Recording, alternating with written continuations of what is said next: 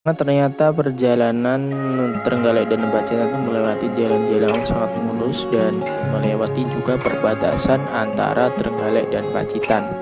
Jadi kalian yang penasaran simak sampai akhir. Hari ini kita mau kasih tahu bagaimana keadaan perbatasan Pacitan Trenggalek. Oke, langsung go.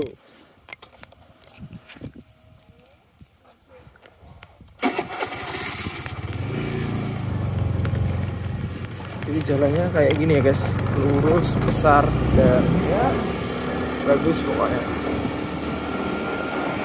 Ini perbatasan sekitar ya, kita akan melewati perbatasan. Kalau yang belum tahu, JLS itu jalur lintas selatan yang melentang di seluruh Pulau Jawa di area selatan. Jadi jalannya tuh mepet-mepet pantai gitu, jadi asik buat perjalanan kalian yang suka perjalanan nih, apalagi dengan layang. Dan jalannya cukup mulus dan walaupun belum sampai titik akhir sih. Jadi kalian yang mau jalan-jalan menikmati perjalanan bisa lewat jalur JLS ya. Aku rekomendasi banget.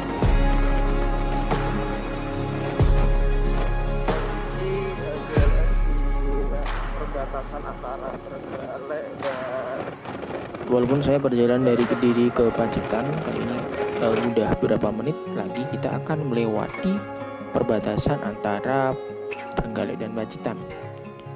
Ya kalau kita lihat sekilas ini perbatasannya emang kayak ada tugu ataupun gapura yang berbentuk kayak batu yang melintang. Tapi ya ini seru-seruan sih.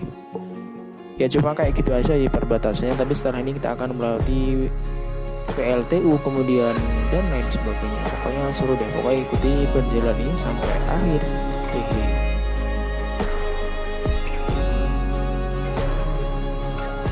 Selama perjalanan antara Pacitan dan Trenggalek itu saya jarang menemui bis, travel dan ya jenis angkutan penumpang karena ya tahu sendiri sangat jarang sekali. Adapun kalau kalian pengen menikmati perjalanan dari Tulungagung ke Pacitan pakai travel bisa pakai Damri yang baru rilis tahun Januari kemarin dan melewati jalur ini. Jadi bisa dibayangkan naik mobil sekelas Hiace lewat perjalanan kayak ini pasti seru banget. Jadi saya rekomendasi banget buat kalian yang mau ke Pacitan bisa naik Damri dari Tulungagung dengan budget yang cukup 18.000 bisa menikmati perjalanan berliku-liku di jalur lintas selatan.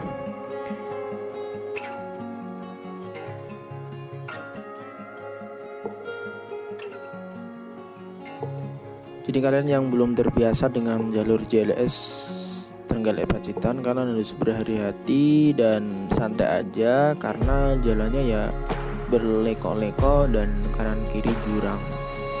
Di depan ini kita akan menemukan sungai, jadi hampir di setiap perjalanan itu kita akan menemukan sungai dan jembatan dan naik lagi. Ya ini contohnya ini ada jembatan tadi kan, dan kita akan naik lagi dan naik turun gunung kayak gitu. Jadi ya so far cocok banget buat yang suka traveling.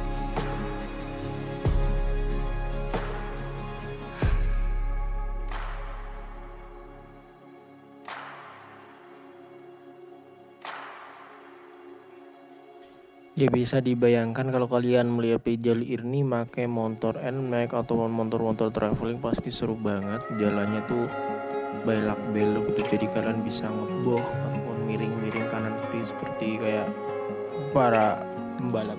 Ya ini perjalanan sebelum ke JLS kita akan ditemui kanan kiri banyak penginapan, kos-kosan dan lain sebagainya karena untuk menunjang para karyawan juga ya. Karena adanya JLS juga menumbuhkan perekonomian di daerah sini, yaitu di daerah Lorok Sidoarjo, Lorok ataupun Adiroja. Dan juga banyak sekolah-sekolah juga dibangun di area PLTU. Dan ini nanti akan kita menemukan agak rame-rame di bawahnya karena yang mudah mendekati PLTU. Jadi jalannya ya sebelum PLTU juga belok-belok kayak gini, turun dan naik lagi, dan cuma beberapa kita menemukan pemotor ataupun mobil yang kita temui ya.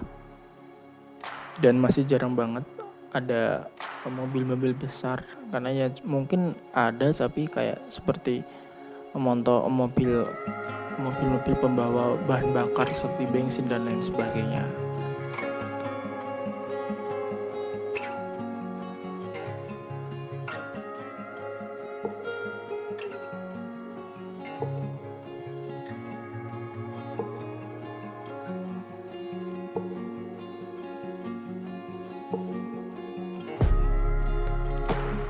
Setelah agak datar, kita akan kayak satu-satu pemanjaan di sini. Dan ini dulunya adalah di kanan kiri kita nanti ada jalan ke kiri adalah menuju PLTU di jalur awal dulu, karena sekarang udah dibuatin jalan. Di sinilah jalan menuju PLTU itu ada pelang itu, dan sinilah dulunya itu jalan menuju PLTU ketika masih pembangunan dulu ya. Dan sebenarnya di gerbang utamanya bukan di sini. Ini pas awal-awal dulu pembangunan, karena yang di sana masih jurang. Ini masuk desa Ngadirojo. Ada jembatan juga di sini. Kita belok kiri untuk menuju PLTU. Kalau kanan itu ke perkampungan. Di sepanjang jalan ini jalannya agak enak ya, datar, mungkin sekitar sekilonan nggak ada. Setelah itu kita akan naik lagi dan akan melewati di atasnya PLTU. Oke, jadi jangan di skip. Ini kita akan naik, setelah ini kita akan naik terus sampai di area SPB, area PLTU. Di sana terlihat ada menara itu, cerobong asap dari PLTU. Dan di kanan kita di sini juga dibangun sekolah. Ini baru berdiri sekitar 5 tahunan ya setelah PLTU mulai diresmikan. Di kirinya banyak juga warung-warung yang untuk para yang jalan-jalan, para traveler dari manapun bisa mampir di sini. Oke, ini dananya turun dan nanjak, dan di kiri kita nanti kita akan melihat PLTU.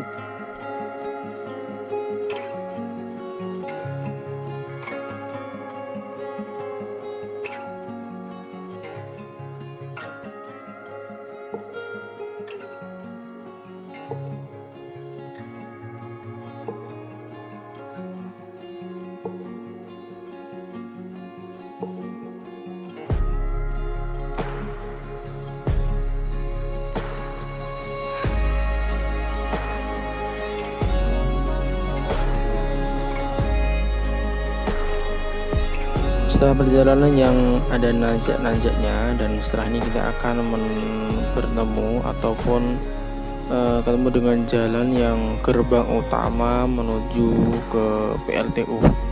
Jadi di sini itu udah ada ATM dan fasilitas yang sangat lengkap. Ya, disinilah ini gerbang utama. Jadi di sini perjagaannya sangat ketat sekali, ada polisi dan lain sebagainya. Jadi kalau kita masuk enggak tanpa ada rekomendasi ataupun izin dari pihak terkait, jadi nanti kita nggak bisa masuk seenaknya aja.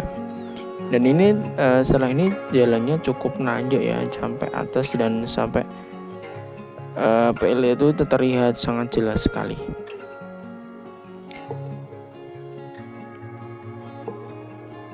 Jalannya dari tadi ya cukup nanjak, dan ini ada garis lurusnya, nggak putus-putus, berarti kita kan tidak boleh kan menyalip.